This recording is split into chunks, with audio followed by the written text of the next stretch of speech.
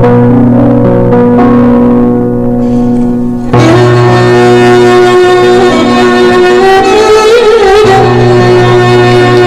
هم گذشت. سالی از عمر من کم شد، سالی دیرتر شدم. دیگر از دیدن این جهان فنا سیرتر شدم.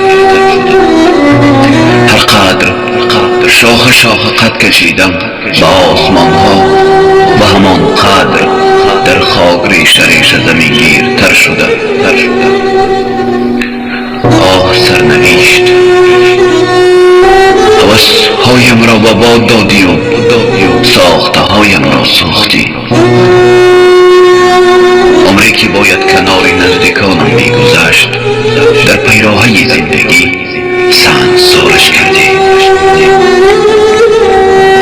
آه دنیا، دیگر من در مسیر سراشیب زندگی در پرتگاه عشق سرازیرتر شدم.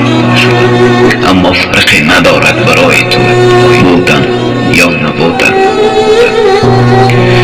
امروز خواب دست به پشیمانی دادم و سودم نمیدهد. تا کی گریه تلخ برای گذشته های از دست رفته؟ تا کی؟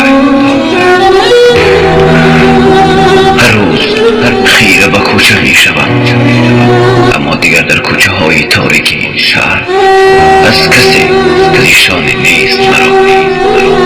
نه هم درده، نه هم باله و نه هم قسمته.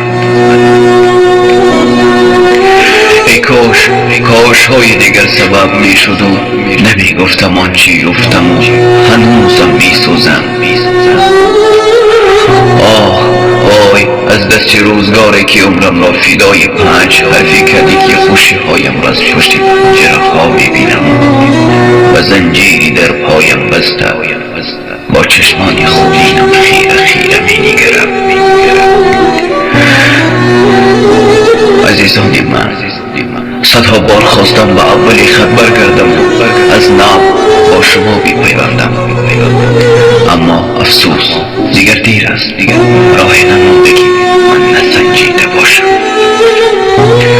هر وقتا یاد شما، یاد مهر و وفای شما میکنم و خودم نامه برای خودم انشا میکنم و آن را تکرار و تکرار جای شما پاس میکنم. همیشه خیال پردازی میکنم شاید شما هم پزمان من شده اید و چون من راه میپایید. آخرها دیگر فکرم را مرگ و مردن بند کرده. فقط میاندیشم آیا خبری مرگ مرا به شما چی کس میگفته باشد؟ آن زمان که خبری مرگ مرا از کسی میشنوید روی شما را کاش میدیدم.